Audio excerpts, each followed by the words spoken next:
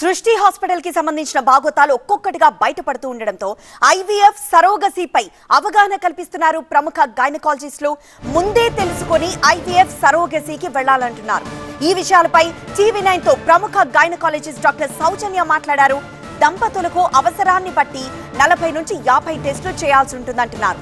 Success అవుతుంది అనుకుంటేనే అన్ని టెస్టులు చేయాలి. ఫర్టిలిటీ సెంటర్లు రూల్స్ పాటిస్తున్నారా లేదా అనేది కూడా తెలుసుకోవాలంటున్నారు. సరోగసీ యాక్ట్ ని దంపతులు అవగాహన పెంచుకోవాలంటున్నారు. ప్రముఖ గైనకాలజిస్ట్ డాక్టర్ సౌజన్య ఏమన్నారు? మరిన్ని వివరాలు మా కరెస్పాండెంట్ శ్రీధర్ అందిస్తారు. తెలంగాణ రాష్ట్రంలో పుట్టగొడుగుల్లా టెస్ట్ ట్యూబ్ బేబీ సెంటర్లు పుట్టుకొస్తున్నాయి. అసలు ఈ టెస్ట్ ట్యూబ్ బేబీ సెంటర్లకు సంబంధించిన పూర్తి వివరాలు మనకు వివరించేందుకు ప్రముఖ గైనకాలజిస్ట్ డాక్టర్ సౌజన్య మనతో ఉన్నారు. వారిని అడిగి మరిన్ని వివరాలు తెలుసుకుందాం. మేడం, ఎక్కువగా ఈ టెస్ట్ ట్యూబ్ బేబీ సెంటర్లకు ఎలాంటి ప్రాబ్లమ్స్ ఉన్న దంపతులు ఎక్కువగా వస్తుంటారు?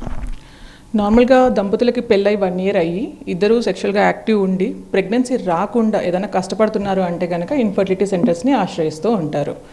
నార్మల్గా ఈ కాలంలో ఎక్కువగా ఇన్ఫర్టిలిటీ రేట్స్ చూస్తున్నాము. ఎందుకు అంటే వాళ్ళ లైఫ్ స్టైల్స్ కానివ్వండి, వాళ్ళకున్న హెల్త్ ఇష్యూస్ అండ్ పెరుగుతున్న obesity rates and hormonal imbalances వల్ల ఎక్కువ మంది కపుల్స్ ఇన్ఫర్టిలిటీ సెంటర్స్ని చుట్టూ తిరగడం చూస్తూ ఉంటున్నాం. అంటే ఎక్కువగా ఈ ఫెర్టిలిటీ సెంటర్స్ కానీ, అంటే ఈ టెస్ట్ ట్యూబ్ బేబీ సెంటర్స్ కానీ, ఈ వచ్చే దంపతులకు ఎలాంటి మోసాలకు పాల్పడే అవకాశం? ఫస్ట్ ఆఫ్ ఆల్, ఒక కపుల్ ఇన్ఫర్టిలిటీ సెంటర్ని ఆశ్రయించినప్పుడు వాళ్ళకి అసలు ప్రాబ్లం ఏంటి అని కొన్ని నెంబర్ ఆఫ్ టెస్ట్లు ఉంటాయి. అంటే కొన్ని ఒక 40 నుంచి 50 వరకు టెస్ట్లు ఉంటాయి.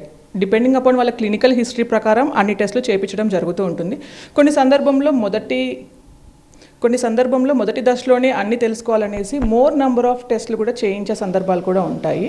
And second thing, success rate అనేది కూడా కొంచెం ఆల్టర్ చేసి చెప్పడం. అంటే మన సెంటర్స్ని అట్రాక్ట్ చేసుకోవడానికి ఇన్స్టెడ్ ఆఫ్ సక్సెస్ రేట్ ఒక 20-30% దగ్గర కొంతమంది 100% అష్యూరెన్స్ ఇస్తూ ఉంటారు కూడా. ఈ 100% అష్యూరెన్స్ ఐవీఎఫ్ సక్సెస్ అవుతుంది అనేది మాత్రం ఇది అబద్ధం అండి. 30-40% సక్సెస్ రేట్ ఉన్నది అని చెప్తే మనకు అది ఒక గుడ్ పాజిటివ్ సైన్. మనం ఇన్ఫర్టిలిటీ సెంటర్స్ని అప్రోచ్ అవ్వచ్చు. దీనికి కాకుండా ఆ డాక్టర్ యొక్క సీనియారిటీ కూడా మనం బేస్ చేసుకోవాలి. అండ్ ఎంతవరకు రూల్స్ని ఫాలో అవుతున్నాయి, అన్నీ కరెక్ట్గా రూల్స్ ప్రకారం చేస్తున్నారా అనేది కూడా కపుల్ ఒక దృష్టి పెట్టి వెళ్ళాల్సిన సందర్భాలు ఉన్నాయి. ఇటు స్త్రీల నుంచి అండాన్ని కానీ, పురుషుల నుంచి వీర్యకణాలు కానీ తీసిన తర్వాత వాటిని ఎన్ని రోజులు కూడా నిల్వ చేసే అవకాశం ఉంటుంది? నార్మల్గా దీన్ని ఫ్రీజింగ్ అంటాము. కొంతమంది వాళ్ళ ఫ్యూచర్ గోల్స్ ప్రకారం ముందుగానే మా స్పర్మ్స్ని, ఎగ్స్ని మేము ప్రిజర్వ్ చేసుకోవాలి, లేటర్ ఆన్ ప్రెగ్నెన్సీ ప్లాన్ చేసుకుంటాము అని అన్నప్పుడు వాళ్ళ హెల్త్ స్టేటస్ బట్టి పలానా రోజు వాళ్ళ స్పర్మ్స్ని కలెక్ట్ చేయడం ఆర్ ఆడవాళ్ళకి కొన్ని ఇంజెక్షన్స్ ఇచ్చి వాళ్ళ ఎగ్స్ని కలెక్ట్ చేయడం జరుగుతూ ఉంటుంది.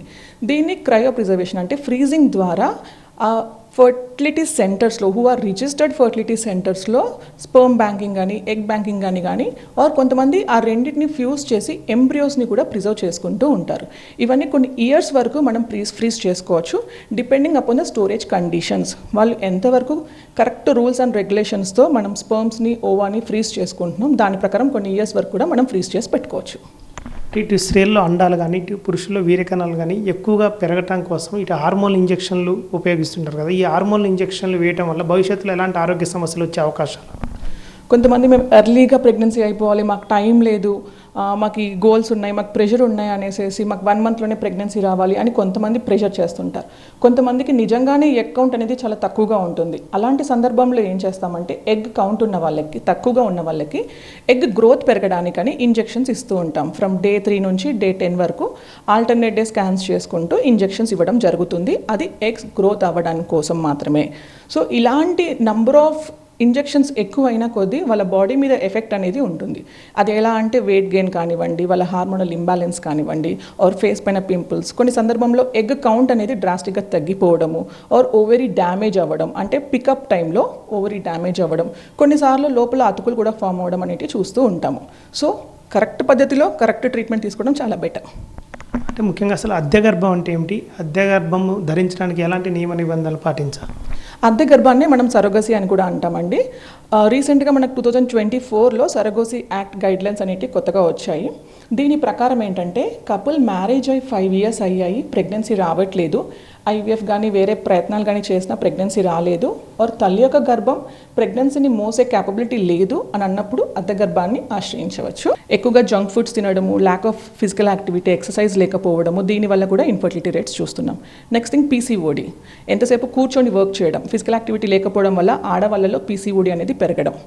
మగవాళ్ళలో స్మోకింగ్, ఆల్కహాల్, స్ట్రెస్ అండ్ ఎక్కువగా ల్యాప్టాప్స్ని యూజ్ చేయడము, రేడియేషన్ ఎఫెక్ట్స్, దీంతో వాళ్ళ వీర్యకణాల కౌంట్స్ కూడా తగ్గడం చూస్తున్నాం. సో ఇలా మల్టిపుల్ ఫ్యాక్టర్స్ ద్వారా అండ్ కొంతమంది టీన్ ప్రెగ్నెన్సీస్ అంటే ఎర్లీ ఏజ్లోనే ప్రెగ్నెన్సీస్ తెచ్చుకొని దాన్ని అబార్షన్స్ వరకు వెళ్ళడము, ఆ అబార్షన్స్ ప్రాసెస్లో గర్భసంచిలో అతుకులు ఫామ్ అవ్వడము లేదా ట్యూబ్స్ బ్లాకేజ్ అవ్వడము, ఇలాంటి క్రైటీరియా వల్ల కూడా ఇన్ఫర్టిలిటీ రేట్స్ పెరగడం అనేది చూస్తున్నాం.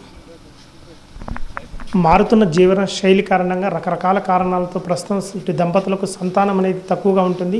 అందువల్ల ఇటు హైదరాబాద్ నగరంతో పాటు తెలంగాణ రాష్ట్ర వ్యాప్తంగా కూడా పుట్టగొడుగుల్లో ఈ ఫెర్టిలిటీ సెంటర్స్ పుట్టుకొస్తున్నాయని డాక్టర్ సౌజన్య అంటున్నారు. కెమెరా పర్సన్ బాలుతో శ్రీధర్, టీవీ 9 హైదరాబాద్.